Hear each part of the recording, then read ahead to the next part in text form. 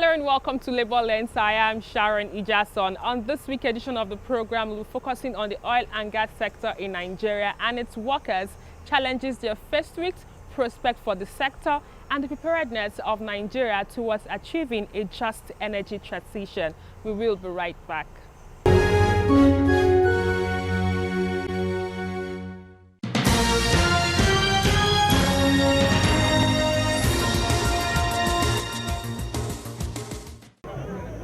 Nigerian workers will on Sunday join their counterparts the world over to commemorate this year's International Day for Workers, popularly called May Day. For workers in Nigeria, the prevailing state of insecurity and economic uncertainties cannot erode the essence of the day. All that we have gotten was not given to us by any government. All that we have gotten as workers around the world was gotten through collective struggle, through the deployment of workers' power. As the countdown to this year's May Day celebration begins, the Nigeria Labour Congress and the Trade Union Congress hold this rally to sensitize the citizens. From the headquarters of the NLC, workers marched through the city center, arriving at the Federal Secretariat. The issues are multiple, from insecurity, worsening state of education, to rising inflation, and the labor leaders take the political leaders seriously to task. Labor decries the shutdown of public universities. It describes the IPPIS as a conduit pipe for corruption. In between also this 21-day notice, there will be a one-day national protest to speak centrally on the issue of the centrality of education. After the expiration of the 21 days, if nothing happens, that there will be a 3-day national strike by all our structures across the length and breadth of this country. In a moment of reflection, workers appeal to those in position of authority to right the wrongs. The crisis we're having is about mismanagement of resources, where the resources of the nation is in the hand of a very few powerful people.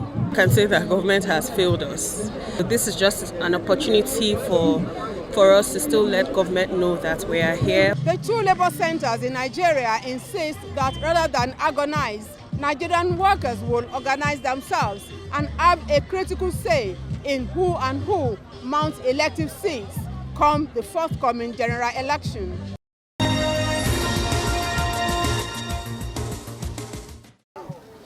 Education Writers Association of Nigeria took to the streets to protest against the continued closure of the Nigerian universities across the country. They slated their demands. Journalists are poorly paid. They don't have the resources to send their children abroad. We cannot even afford private university. The only ones that we can afford is public university. People are telling us that as long as these universities are continuing to close, then definitely all the inanities in this will continue in this country. For overseas. But when they left, and that's the marked difference between what was happening then and now. Their certificates and qualifications weren't second guessed. And you can check out all of them that left in the 80s and all that. They weren't asked whether their certificates were genuine, whether they were really qualified. As the conscience of the people, everyone feels the pain that as long as Nigerian children, Nigerian students are at home, we can never do well as a nation. Children who are not going to school, we need to engage their minds. We need to help them to see a brighter future. We need to paint paint something that will say that, look, your life can amount to something good once you get educated. The government is not giving a top priority for education. And so also the government is not paying a premium on education, because it is indisputable that if we have a bright future, as a nation, we must pay a premium on education. And because the federal government and the ASU has not been able to find a common ground, I don't even know if they are talking. But we are in a very bad situation. The special advisor to the state governor on education, Tokunbo Wahab, received the association's letter written to the president on behalf of Governor Babajide Sanwo-Olu. With due respect, I feel the pain of parents that for 2-3 years running, you can count how many months your students or your words have spent in school. It's not good enough. In as much as we know things are up and running in Lagos, Lagos is center of excellence, yes. But we can take your message. I will deliver it to the governor. We have exco by 12 noon. I will deliver your message to the governor, and I believe the governor will escalate it. These kids are idle. Today, Yahoo Plus is a child's play. In the secondary school, in the primary schools we have around us, things are not going right. After the formal presentation to the governor stating the demands of the Education Writers Association of Nigeria, concerned parents want the federal government to yield to the demands of these journalists so as to ensure that the students go back to the classrooms. The Trade Union Congress of Nigeria Lagos State Chapter held its 2022 Pre-May Day Symposium with the theme Labor, Politics and the Quest for Good Governance and Development in Nigeria. During the symposium, it was stated that the symposium is a follow-up to TUC's political roundtable held recently in Abuja. We are all desirous of development in Nigeria. We know what we mean by development in Nigeria: physical development, mental development for each person. We have the road infrastructure that needs to be in place, which we don't have enough right now. Particularly in Lagos State, you talk about intermodal transportation, making use of waterways, making use of the rail lines. We are beginning to hear the government talk about that, but we're also engaging to make sure that that really becomes useful to us, even as people. We talk about good governance. You talk about that type of governance that creates the enabling environment for the development to actually happen. Panelists at the symposium spoke on the need to build a strong alliance to ensure credible leaders emerge at the 2023 general elections. And it is time for us to reflect and rethink and re-strategize how we can liberate this country from the ruts that we are in. So for me, I think that we need to push this back to us, to ourselves as workers. Because of our network, because of the number of people that we see and we talk to every day, to salvage the educational system that we have today. We can't take it as it's ASU's problem. We can't say it's SANU's problem. It is not yet minimum wage. It's when it's minimum wage that the workers will need the struggle. Themselves belong to a political group. We're a political group. By being a political group, it means that we have an interest. The interest of the worker is sustainable improvement in the quality of life.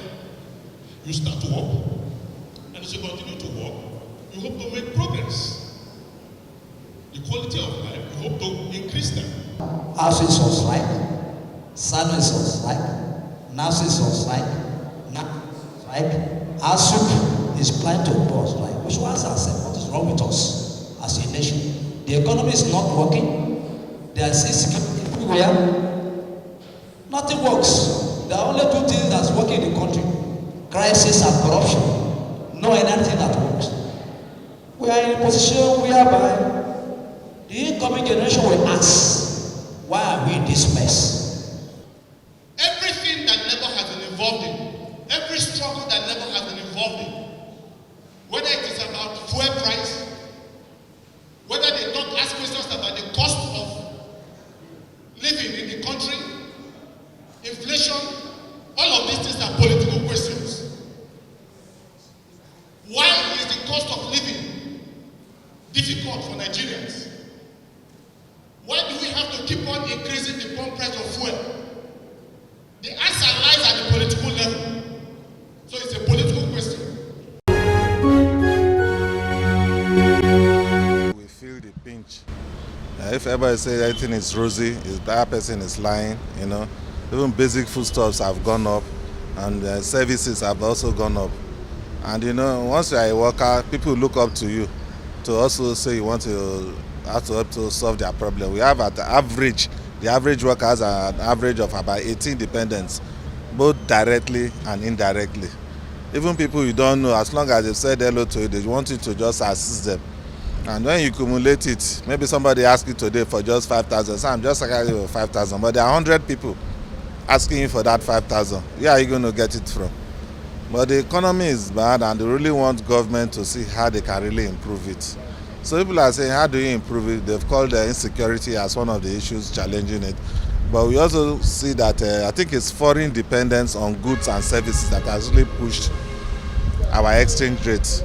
The prices of goods internationally have been stable all those wise. But when you look at the exchange rate, $1,000 of 5 years ago is still about $1,000 today. But the exchange rate as at then and now, they are quite different. So that has pushed goods up.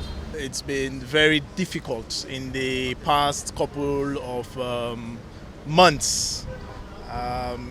Everybody feels it very granularly, so such that at the end of the day, what 1,000 naira could purchase for you in the market some few months back, you cannot get that same value for 1,000 naira. And it's really very upsetting, because it seems almost on a daily basis you have change in prices. So it affects us, it affects our members very acutely. And I believe that the government really needs to do something to stem the tide of inflation.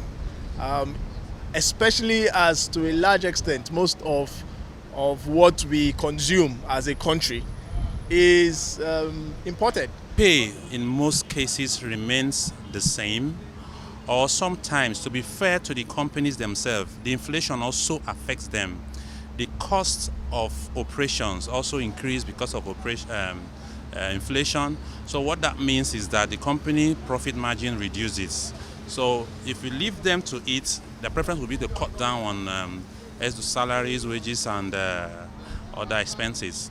So most times the pay remains the same, or if there is an increase, it's a minimal increase. So that means the purchasing power of an average worker reduces. So how does it affect them? It demoralizes them. That's the first thing. They are disappointed. You are doing more work. Reasons being that because of the inflation, cost of operation, most companies tend to want to reduce the headcount to make up for that. So one man might end up doing more than he used to do and receive the same pay, or at best just minimal 5-10% at most increase. On the Profile Interview segment this week, I will be speaking with the National President of Pengassan, Festus Osifo. He brought us up to speed about the realities in the oil and gas sector and the urgent need for federal government and relevant stakeholders to address the issue of rising inflation in the country. It's good to have you on the program. Yeah, thank you so much. Thank you, Sharon. Yeah. Recently, there's been this conversation about the need for more workers to unionize. Can you tell us about your experience as a labor leader? What has been the feedback from employers of labor towards ensuring that workers are allowed to join the union? There are some certain employers who are not quite happy with their workers being unionized. But there are others as well that are quite at home with the union because they understand the benefit of organized labor in their establishment. So for us, we encourage our employers of labor, both government and the private sector, to encourage their members to be members of a union. To encourage their workers to be members of a union. Today, in terms of unionism, there are a lot of benefits that could come when members are unionized. For the employers, you have a central body that you could discuss with in terms of the welfare of your employees. But when there is no central person, it means that you have to be talking to individuals, and that is a bit tiring and is a bit wary. So for us, there are a lot of attendant benefits that an employer could derive when they allow their workers to belong to organized labor. In some few days, it will be the Workers' Day celebration, which is the May Day. Can you tell us what your May Day message is to your members and also Nigerians? The message is very clear. Today, Nigerians are passing through a very difficult period. In fact, Nigerian workers are passing through a very hard times, an excruciating period, because if you look at the general well-being of Nigerians today, it's a bit hard. We are about entering the general elections to elect new sets of leaders. So I will encourage Nigerian workers to look at to remain focused on the silver ball and be prepared, knowing that we have the opportunity to bring in people who will be much more responsive than those that we have today. So I wish to felicitate with Nigerian workers. I wish to felicitate with Pengasan members all over the world on the occasion of International Labour's Day, on the occasion of International Workers' Day, and on the occasion of May Day. How would you rate the federal government's response towards a successful energy transition? With your experience as a worker in the oil and gas sector, would you say the policies, the right policies are put in place to ensure that this is done effortlessly? You could recall the PIA was passed recently, and if you go through the PIA, you will not see any sufficient provision in the PIA that addresses energy transition. And today, we don't have a clear-cut policy on energy transition at all. So we have also tried to advocate and make government understand that there is a need for us to have policy direction as it affects energy transition. So we are encouraging them, although they are telling us that they are putting things together, they are putting a framework together. And we told them as well that we would like to also participate in putting anything together. We could send a representative to the committee that they said they have, so that labor input will also be in that policy direction. But you know, just as the GMD of NNPC said recently in the energy summit that held in Abuja, that the transition must be just, the transition must be fair. We are aligned to that completely. But like as we have said in several fora, that Nigeria as a country must come up with a practicable document on how to implement the energy transition. Yes, we have fixed a date of 2060, but how do we get there? What are the do's? What are the don'ts? What are the processes that will take us to that 2060 where we'll start phasing out fossil fuel and fossil fuel consumption? How can we secure the pipelines away from the current trend of pipeline vandalism? Because for me as an individual, I think if we secure our pipelines, it's as good as we securing Nigerian workers. Yes, today you could realize that the price of crude oil international market has been over $100 for a while. But as a country, we are not benefiting from it. We are not benefiting from it because of the crude oil vandalization, because they vandalized the pipeline to access the crude oil. So we are not benefiting. So I think we could have been producing nothing less than 2.2 million barrels of crude oil equivalent per day. But today, we barely do 1.2 to 1.4 million barrels per day. So the others are literally shut in. If you go to some of the land locations today, productions are shut down. They don't produce because they felt that it is better you don't produce than you pump into a pipeline, and at the end of the day, about 80-90% of what you pump in from one end is vandalized. So that is actually the dilemma today. So beyond the fact that it's affecting the workers, that are working in the oil and gas industry, it is greatly affecting the Nigerian economy. Because just imagine that if we are producing extra 600,000 barrels of crude oil equivalent per day, then some portion of that will be accruable to federal government and others to the producing companies. Then, if you do the math, you realize that we have lost several billions of dollars that could have been accruable to our foreign exchange reserves. And that could have gone ahead to shore the value of our naira. And the fact that we don't have it today, it has led to massive devaluation. For us in Pengassan, we have continuously advocated in several fora, both publicly and more privately, engaging all the stakeholders to try and find a lasting solution to this. The key for us remains with the security agencies. They should be able to send men and women that will be able to police and protect the pipeline. Yes, there is also the need for us to bring in technology, because today all over the world they don't use policemen or army to police pipeline, but they use technology. Can you bring us up to speed on the security awareness campaign that Pengassan organized for the Nigerian police force? What more should we be expecting from Pengassan towards encouraging and advocating for the Nigerian police force? Sometime last year as well, Pengassan as an institution, we organized a security awareness campaign. So the security awareness campaign was not just about the happenings in the oil and gas industry alone, but it also harped on the general happenings in Nigeria. So within this period, we had some engagement whereby we brought the issues that affect the industry, we brought the issues that affect the generality of Nigerians to the fore, whereby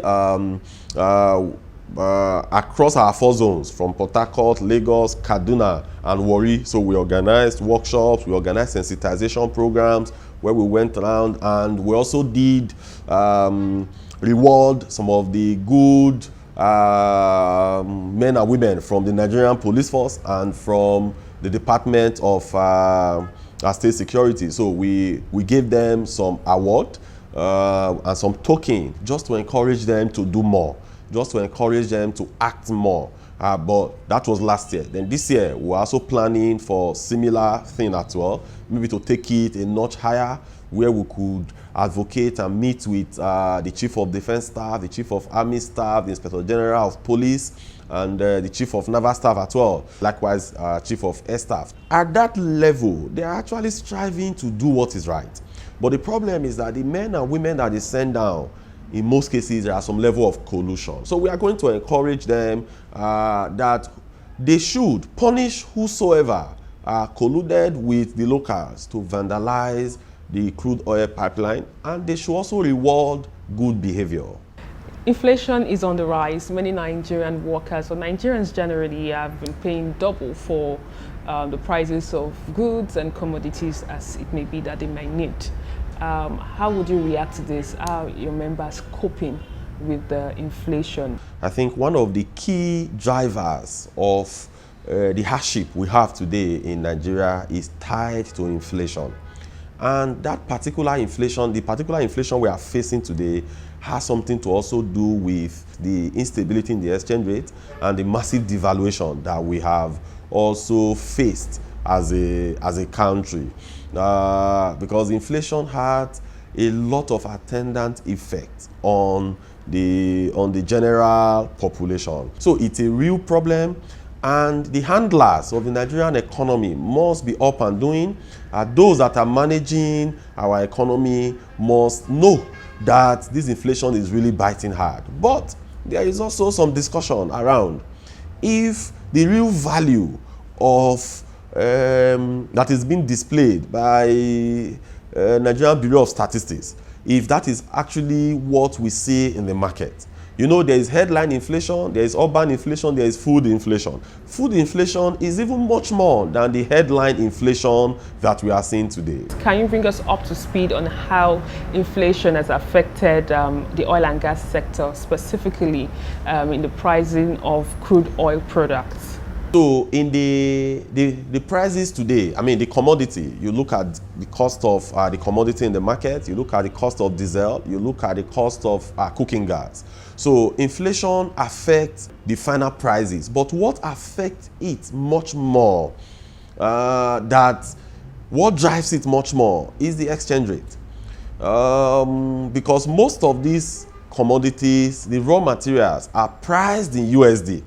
So because the raw materials are priced in USD, whenever you have a devaluation, even when the USD value is constant, but when your Naira devalues, then you have to pay more. So clearly, today, the increase in the cost of cooking gas, the increase in the cost of diesel, yes, primarily is driven by the high price of crude oil. That is a given. But it is also driven by our exchange rate, our local exchange rate. So government must manage inflation very well. Government must manage our exchange rate very well in order for us to be able to afford most of the goods in the market. Because eventually, almost everything in Nigeria, they are all imported. Thank you for joining us on the program. Yeah, thank you so much for having me.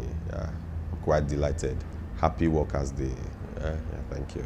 And that's all we can take on today's edition of the program. Join us next week for a fresh edition of the show. I am Sharon Ijason. Thanks for watching, and remember that labor creates wealth.